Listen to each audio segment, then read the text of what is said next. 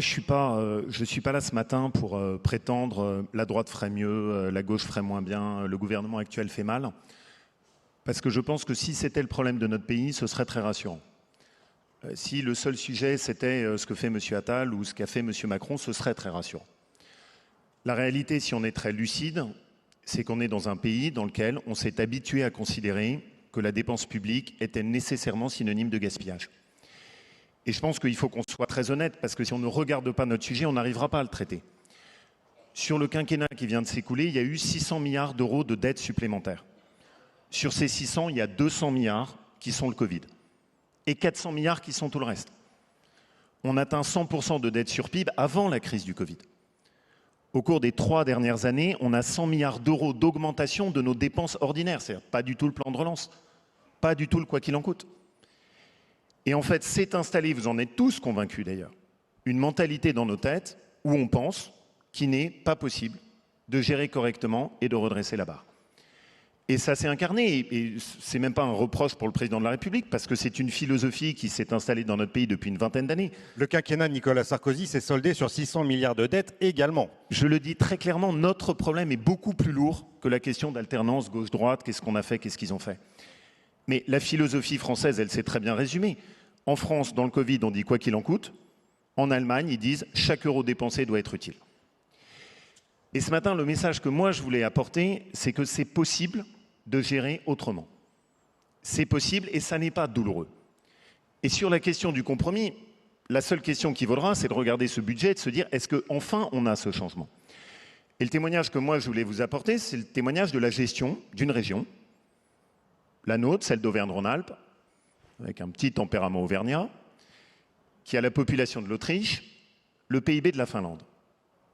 Quand on est arrivé il y a 5 ans à la tête de notre région, c'était la situation exactement commune de la dépense publique, avec le même discours, il y a des dépenses qui rapportent, des coûts qui coûtent, etc. Très bien. Une dette abyssale, pas depuis la création de la région un seul mandat qui s'était écoulé sans une augmentation de taxes ou d'impôts, et des frais de fonctionnement, ce contre quoi M. Attal essaye, il a raison de lutter, qui sans cesse augmentaient. On a fait de notre unique priorité, le fait de dire on redresse d'abord nos finances publiques. Avec une conviction, vous ne redressez pas vos finances publiques, vous ne pouvez rien faire d'autre. Et on a plongé dans tout ce qui est la folie du gaspillage de l'argent public français, en découvrant des choses auxquelles, pourtant j'ai un peu d'expérience, je ne m'attendais même pas. On a découvert par exemple qu'on paye les trains de la SNCF même quand ils ne roulent pas. Et que donc pour la SNCF, c'est plus rentable d'avoir des trains en grève que des trains qui roulent. On a découvert, vous aurez tout à l'heure Christiane Lambert, que quand on affectait de l'argent sur l'agriculture bio, j'avais plus de permanents dans des structures administratives que d'agriculteurs bio. Et que quand je donnais 1 euro, le temps qu'il arrive à l'agriculteur, il y avait 80 centimes qui s'étaient évaporés sur les process administratifs. Avec Florent Ménégo de Michelin, on s'est aperçu qu'on avait dans notre région 15 agences administratives qui soi-disant s'occupaient d'économie. Avec l'aide de Patrick, de Jean-Luc, on a nettoyé tout ça. On a travaillé en partenariat avec les réseaux des MEDEF, des CPME, des CCI, pour éviter nous-mêmes de refaire les mêmes choses et de doublonner nos services administratifs. On a par exemple pris, Geoffroy, sujet que tu connais par cœur, la formation professionnelle. On a juste fait ce petit devoir simple de se dire quand on finance une formation, à l'arrivée, les gens trouvent un emploi ou non. Ça nous a permis de baisser de 30% le budget de la formation avec une amélioration au contraire de l'efficacité. Le résultat, c'est quoi? Et c'est un message extrêmement positif. En 3 ans, on a baissé de 15% les dépenses de fonctionnement dans la région.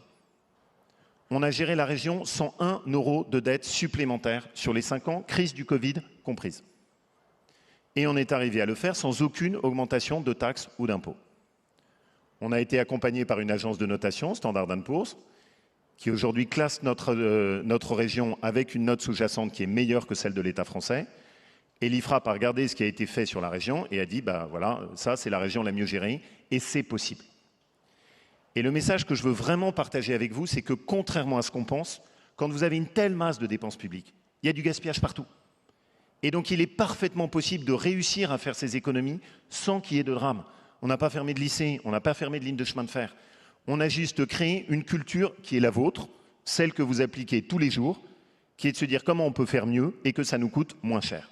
Et c'est parfaitement faisable dans la sphère publique. Et la nouvelle supplémentaire qui est extrêmement positive, c'est qu'évidemment vous enclenchez une spirale vertueuse. Parce que quand on a baissé nos dépenses de fonctionnement, notre note s'est améliorée. Du coup, nos frais financiers ont baissé et nous ont permis de dégager des capacités d'investissement supplémentaires. Et là où avant, nos investissements d'avenir représentaient à peine 30% de nos dépenses de fonctionnement, aujourd'hui, ils sont un tiers supérieurs à nos dépenses de fonctionnement. Et donc, on a pu lancer un grand plan d'investissement sur les infrastructures, sur l'hydrogène, sur la décarbonation industrielle. Et donc, ce que je veux vraiment secouer ce matin, aujourd'hui, il n'y a aucune fatalité au gaspillage de l'argent public. Il n'y a pas d'impuissance politique en la matière. Si on veut, c'est possible. Et l'excellente nouvelle, c'est que c'est beaucoup moins douloureux que ce que l'on pense, parce qu'en réalité, il y a des sources d'économie absolument partout. Question courte, réponse courte, Laurent Wauquiez. Question courte, réponse courte, Laurent Wauquiez, simplement, sur le gaspillage d'argent public. Les Républicains avaient proposé un blocage des prix de l'essence à 1,50 €. Quelle est votre position là-dessus? Bercy avait calculé 40 à 50 milliards de dépenses. Est-ce que c'était la bonne voie, selon vous? Non, Très rapidement. Moi, ma seule réponse, c'est qu'on a besoin de transparence. C'est-à-dire que ce qu'il faut savoir, c'est l'État, par le biais de l'augmentation du prix de l'essence, encaisse des recettes supplémentaires. On s'en sert pourquoi? Ma conviction à moi, elle est très simple. C'est que, indépendamment des sujets de dépenses publiques, si vous voulez réactiver le moteur de l'économie française, il y a une priorité, c'est le travail.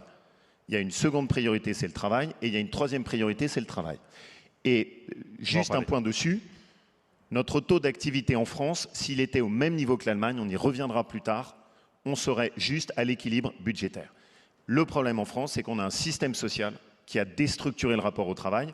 Et je pense qu'il n'y a personne ici qui ne vit pas les problématiques d'embauche, les problématiques de recrutement, qui sont devenues totalement ubuesques, qui nous coûtent une fortune, et qui, si on s'occupait de ce nœud gordien, pour reprendre l'expression de Pompidou, je suis convaincu qu'on déverrouille une large partie des problèmes de la France. On va en parler tout à l'heure, Laurent Wauquiez. Merci beaucoup. Anne-Laure Kiechel. Moi, ma conviction, et le sujet n'est absolument pas de se livrer à un jeu de patates chaudes qui est sincèrement pas du tout à la hauteur du sujet qu'on a devant nous. Ma conviction, c'est que si on veut redresser tout à la fois les finances publiques et l'économie, le point essentiel, c'est la différence entre le travail et l'assistanat.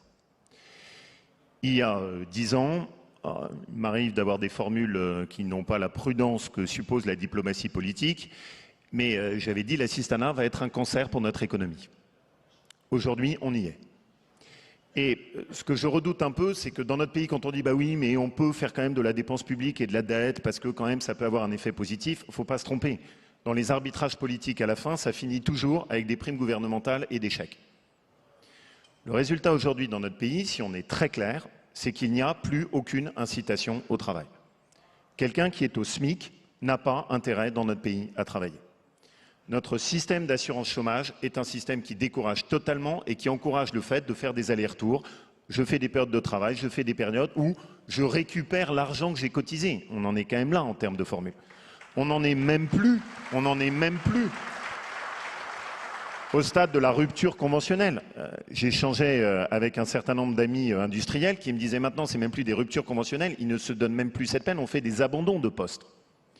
Et tout ça a des coûts pharaoniques.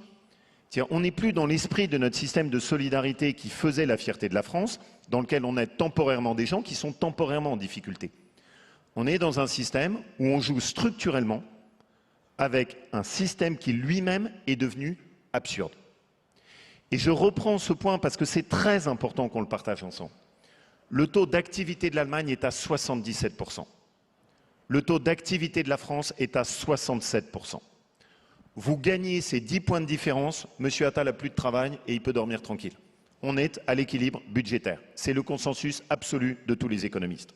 Et donc pour que M. Attal puisse bien dormir, et moi je suis tout prêt à y contribuer, il y a un seul domaine sur lequel il faut se concentrer, et c'est le seul sur lequel on doit faire porter nos discussions, c'est comment vous remettez le travail au cœur de la société française. Tout le reste, c'est du gadget et c'est de la littérature. La dette, c'est potion ou poison pour l'avenir? Stop ou encore? Laurent Wauquiez, un mot de conclusion. Je vais varnier un peu le terrain de jeu en conclusion.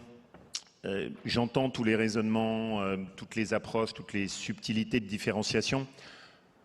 Juste, si vous regardez historiquement, il n'y a pas d'exemple dans l'histoire de notre pays où une ruine des dépenses publiques ne se soit pas traduit ensuite par un chaos, systématiquement. Charles VI ruine le pays, on prend la guerre de 100 ans. Philippe d'Orléans ruine le budget de Louis XV, on prend la Révolution française. Il n'y a aucun exemple où une mauvaise gestion ne se soit pas traduite ensuite par un chaos. Et à l'inverse, on a dans notre pays plein de sources d'espoir extraordinaires dans lesquelles, alors que ça semblait impossible, on est arrivé à restaurer nos comptes publics et redonner ainsi un élan. Henri IV restaure l'équilibre des comptes publics et permet ensuite la domination française de Louis XIII et Louis XIV. Geoffroy a pondu un excellent livre sur De Gaulle, dans lequel il rappelle, parce que ça n'est absolument pas l'image du général de Gaulle. Rapidement, Laurent Wauquiez, parce Oui, qu'on bien manque de sûr, temps. vous inquiétez pas. Vous n'allez pas me couper au moment où je cite le livre du président du MEDEF. Si vous voulez être réinvité l'année prochaine, moi, si j'étais vous, je serais prudent. On a l'image du général de Gaulle qui dit « l'intendant suivra ». Ce n'est pas du tout ce qu'il fait. Avant d'instaurer l'élection au suffrage universel de 1962, et tu l'as parfaitement rappelé, il commence par le plan Pinay-Rueff et il remet à l'équilibre les comptes publics. Et donc le message que je veux partager avec vous, qui est un message foncier d'optimisme, non seulement il faut, mais c'est possible. Des pays qui étaient en situation bien plus apocalyptique que nous ont changé la donne. L'Allemagne de la fin des années 90 est un pays qui est très mal géré. Ils redressent les comptes, ils assoient leur domination industrielle, commerciale et ils peuvent investir. Le Royaume-Uni de la fin des années 70 est un pays qui est ruiné et qui se redresse. C'est possible, il n'y a aucune fatalité à l'impuissance publique. On peut le montrer aussi bien dans la gestion d'une collectivité locale que dans la gestion de notre pays. Il faut et c'est possible. C'est quand même un petit message d'optimisme dans cette rentrée. Merci.